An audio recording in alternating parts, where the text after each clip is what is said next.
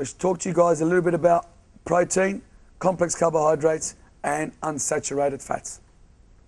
In a nutshell, the majority of what we eat should be protein-based. Next, complex carbohydrates, and the final one is the unsaturated fats. Now we're going to get into some detail with your food, and this is where you're going to need your pen. We know that protein should roughly equate to 50% of our daily intake. We know that it's the basic building blocks, and this is where we find a lot of our protein. But the thing to keep in mind is that there are fatty meats. There's chicken with skin, and it's the skin on the chicken that makes it fatty. We have our eggs, we've got our nuts, we've got our soy, but we need to keep in mind that we need to choose the low-fat varieties. So what I've put up on the board here is two types of protein. One is the animal-based protein, and two is the plant and dairy-based protein. Now what I'd like you guys to do is write down 3 or 4 of the animal-based proteins and 3 or 4 of the plant-based proteins, and I want you to put them in the 2 right-hand columns of the pages of the 4 columns you wrote out. So what we had was the always and most times columns of the 2 on the right-hand side. I want you to incorporate 3 or 4 of those on the left-hand side, which is the animal proteins, and 3 or 4 of the plant and dairy-based proteins, and put them in those columns. Because these are the foods that should make up 80% of what you guys are eating. So I want you to write them down, those 2 columns. But don't write them all down. Just write the ones that you like. For example, if you don't like egg yolk, don't write egg yolk down. If you know you really love fruit, then put it down. If you like pistachio nuts, put it down. Now keep in mind, all I'm showing you guys up here is protein-based food. I haven't calculated high GI, low GI in the carbohydrates. This is pure protein. I haven't calculated the fat in here as well. I'm just talking to you about the amount of grams of protein in these foods. Now if you have a look, the top 4 or 5 are the ones that have the highest amount of protein in them. Now remember I said to you there was about 3.8 calories per gram of protein? When something has 32 grams, we multiply 32 grams by 3.8, and we work out that 100 grams of pumpkin seeds has about 100 calories. That's how we do our sums. Okay? Let's move on. Fats. Now fats can be classified in a couple of ways. We have unsaturated fats, we have saturated fats, and trans fats. Why do you think I've got the saturated and trans fats in black?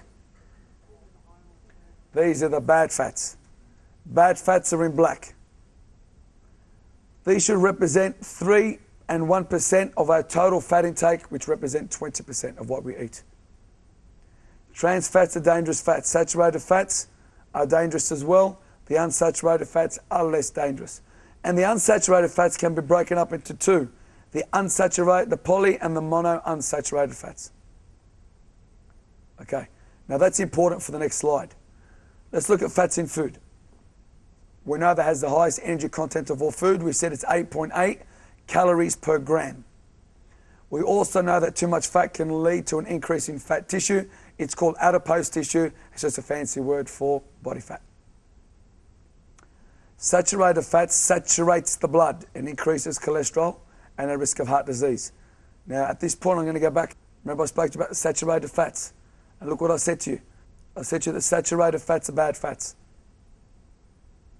Why did I say they're bad fats? Because as we move on, you're going to see, I've just told you that saturated fats increase cholesterol and the risk of heart disease. That's why it should really only make up about 3% of our total fat intake. The type of fat you eat is just as important as the amount. Let's look at saturated fats. Here's where it's found. Saturated fats are really bad, and we call these lethal fats. LDL stands for low density lipoprotein. It is a lethal fat, and like I've said in every seminar, if you don't like your mother-in-law, this is what you feed them. This is bad stuff. Animal foods are found in fatty meats, in milk, in butter and cheese. Now if you have a look at this, we've got our arteries here. This is a healthy heart. Generally, this is what we call a clear, open, healthy artery. These little deposits is a result of saturated fats. What do you think happens to the artery after a period of time? It starts to narrow. We have a total fat. There's the food label, total fat of 19 grams. Saturated fats is 5 grams and trans fats is 5 grams. That is a bad product right there. We need these to be low. Remember, trans fat needs to be 1%. This needs to be about 3% of the total fat. Right now, both these make up 50%. They should only be making up 4%. A diet high in saturated fats. What does that look like? Open up an unhealthy heart, open up the arteries, what will we find? This is a healthy artery, generally someone eating the right foods or someone that's quite young. Nice, clear blood flowing through, unobstructed. This is a little bit of plaque build-up on the arterial wall. Normally happens in the mid-20s, mid-30s as a result of an unhealthy lifestyle. Then what starts to happen with excessive amounts of a poor lifestyle, excessive amounts of a diet high in saturated fats, being really inactive, what starts to happen is this hole starts to narrow. So the heart's got to work exceptionally hard to squeeze the same amount of blood through a smaller hole. Because it's working harder, what happens to the pressure against the heart? It rises. So the reason why it rises, the heart's working hard, there's a lot more pressure placed against the heart because it's trying to force blood through a smaller hole. Remember, the artery used to be this wide. It's now this wide. And eventually, we have a blood clot which can block the artery, heart attack, stroke. This is stuff that we need to avoid. Now keep in mind that whatever damage you guys have caused on the inside of the arteries are not reversible. I'm going to repeat that, it is not reversible. So you guys need to make sure they're just not making it worse. Okay. Here are some simple steps to reduce some saturated fats. Write some of those down. If you don't eat skin on the chicken, then no need to write that one down. Here are some ways in which you can reduce some saturated fats from your diet. You don't need to write all of them down, just write the ones that you know are most relevant to you. Oh man, I love my creamy sauces, I better not do that because I know it's high in saturated fats. If you don't eat meat, well, there's no need to write that one down. So write down the ones there you think are most relevant to you. Now some of you are looking with a smile on your face and that says to me that that's what you're doing. And if this is what you're eating on a regular basis, and this is a typical analysis of what you're eating on a daily basis, this is really dangerous, guys. What are some good fats? Remember, fats were broken up into saturated, unsaturated, and with the unsaturated, we've got the poly and the monounsaturated fats. So the P stands for poly and the M stands for monounsaturated.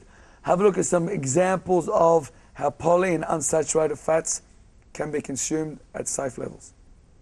Now, some of these should be now going in the third column you guys have got there. So we've got rarely, sometimes, always, and often. Often and always. So in the third column on the left. So you consume this not all the time. Put those in one of the first two columns. The two columns on the left. Now, not the most times. These are the ones that go into the rarely. They're good fats, but you're not having them on a regular basis. Remember, fats make up 20% of our total amount of eating. How am I enjoying my healthy fats? Here's some examples. I'm not even going to pretend that I cook. Here are some examples of how to enjoy healthy fats.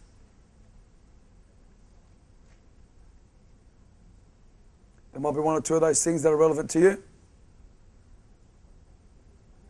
Okay. I'm now going to move on to complex carbohydrates. Now, with the complex carbohydrates, I'm going to give you one bold statement and say to you that in moderation, complex carbohydrates are your friend. In moderation. Excessive amounts of complex carbohydrates can cause a lot of problems. Complex carbohydrates are found in bread, cereals, fruit and vegetables.